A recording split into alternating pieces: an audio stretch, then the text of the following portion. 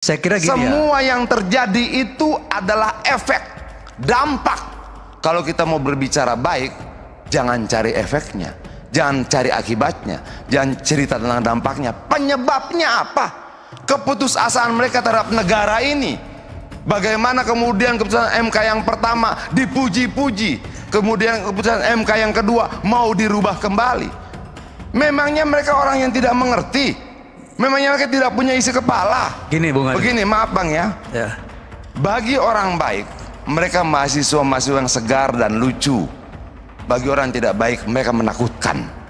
Bismillahirrahmanirrahim. Assalamualaikum warahmatullahi wabarakatuh.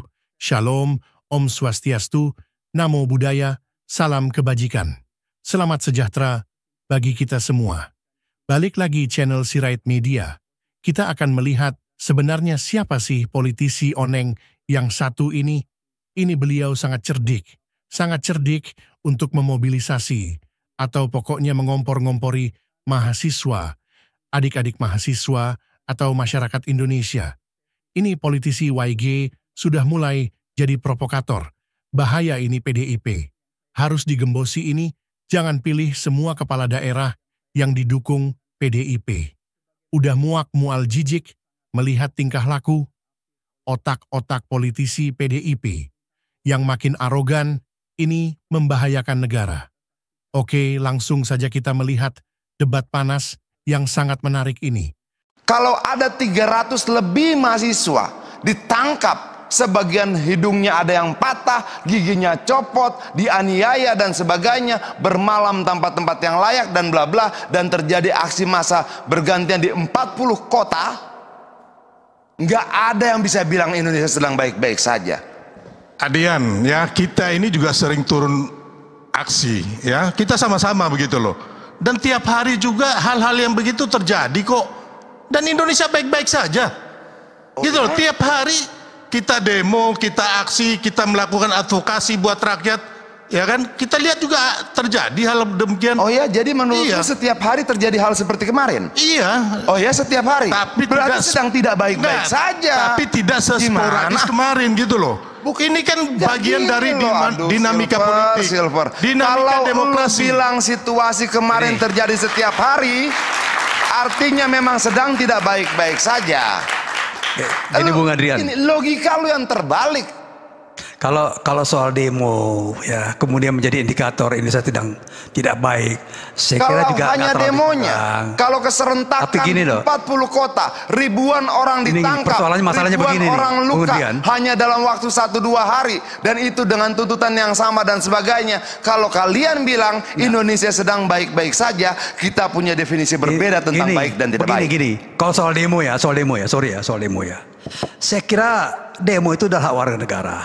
Tapi kalau mulai kalau mulai menendang aparat, ya seperti ini loh, seperti orang sedang main kungfu, ya mau mempraktekkan menendang aparat. Saya pikir nggak perlu terjadi seperti itu, ya kan?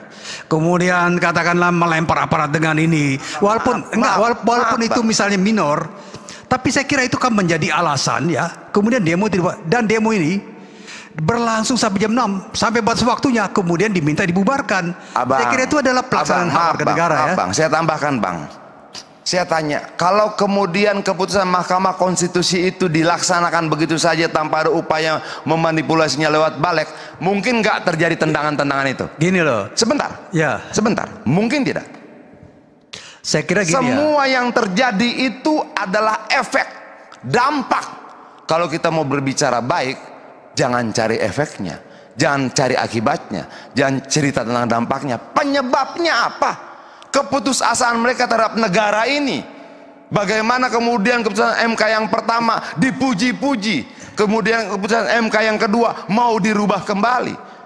Memangnya mereka orang yang tidak mengerti? Memangnya mereka tidak punya isi kepala? Gini Bung Adi. Begini, maaf Bang ya. Bagi orang baik, mereka mahasiswa-mahasiswa yang segar dan lucu. Bagi orang yang tidak baik, mereka menakutkan. Nah, ini terlalu ini dramatisasi, Bang. Adian terlalu mendramatisir. Itu dramatisasi itu Adrian itu. Bang, ini terlalu didramatisir oleh Adian, ya. Kita ini sorry bro, Undang-Undang Cipta Kerja, ya, waktu penetapan Jokowi Maruf Amin 2019. Semua demo berdarah-darah, 212, 411. Akhirnya aman-aman aja kok. Apa yang Nanti gini, ini Adian gua nggak usah kirim sama lu memprovokasi. peta demonya dan lu lihat bahwa demonstrasi kemarin tidak bisa Adian, disamakan dengan demonstrasi waktu lainnya. Ahok juga ya, waktu Ahok ditetapkan tersangka juga demonya berdarah-darah kok. Gimana ada yang tangkep-tangkepin? Gitu loh. Aduh, begini. Jadi tiap saat Gini kita loh. mengadvokasi tambang-tambang rakyat, tanah-tanah rakyat juga, demo-demo juga berdarah-darah kok. Apa yang salah? Nanti gua kasih Enggak. Nanti gua kasih jangan terlalu didramatisir, bro. Dramatis. Ya kan? Ini baik-baik aja. Gak apa-apa, dramatisir juga gak apa-apa. Nanti gua kasih lu petanya. Iya, iya. Jadi Demo gini, dalam setiap pemerintahan pasti terjadi dinamika. Undang-undang itu yang membuat ya melibatkan banyak kelompok. Seperti misalnya Undang-Undang Cipta Kerja ada dinamika. Undang-Undang KPK ada dinamika.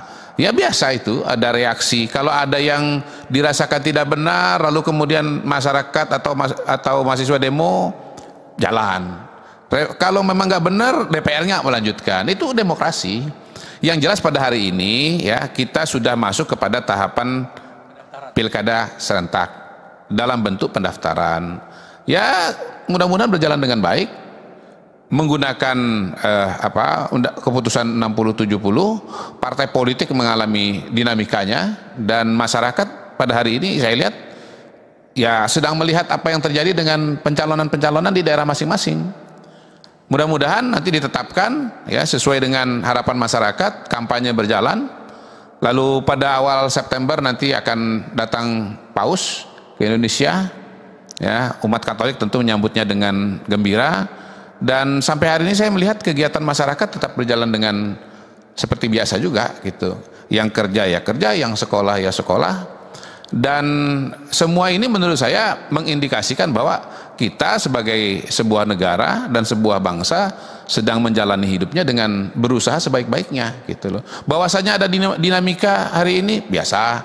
Nanti akan ketemu keseimbangannya dan ini semua kalau saya lihat dari berbagai kacamata, dari berbagai segi, termasuk juga dari kegiatan-kegiatan ekonomi dan yang lain-lain, ya insya Allah nanti Indonesia akan berjalan dengan baik dan transisi pemerintahan kepada Pak Prabowo juga akan berjalan dengan baik. Begitu Aiman. Oke. Saya kira ya situasi sekarang ini yang damai dan kemudian sampai pada proses pendaftaran hari ini, ya kan?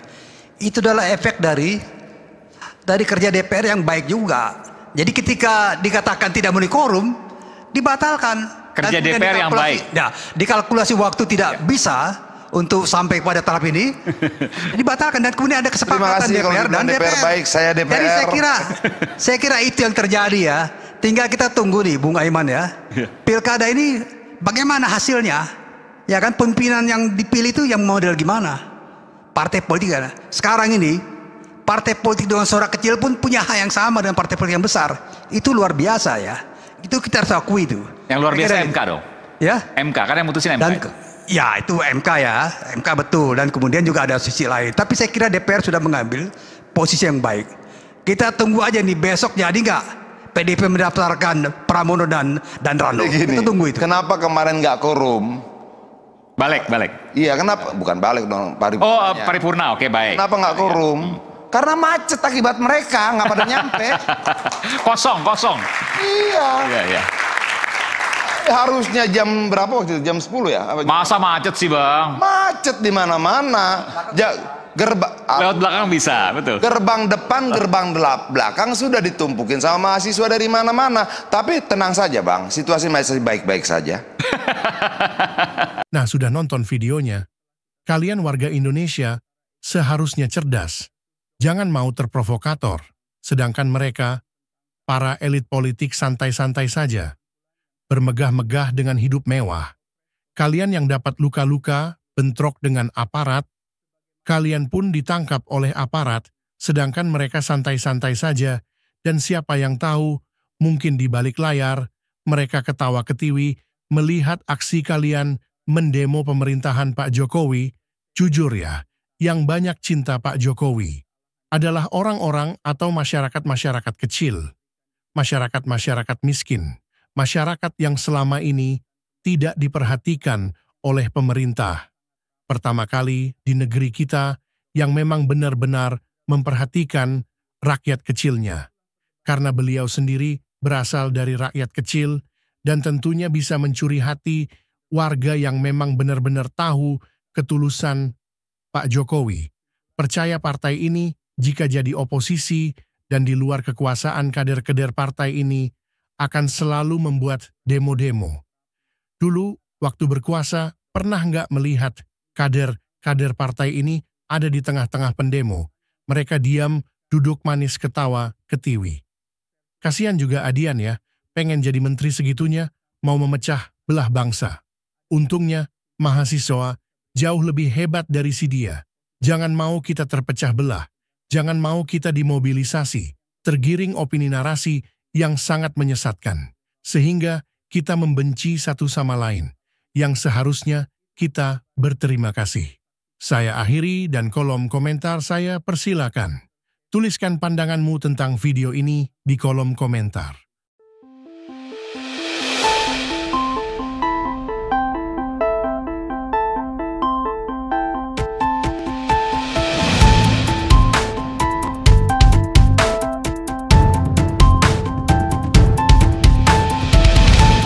Jangan lupa klik tombol subscribe di channel Sirait Media, tempatnya berita dan hiburan.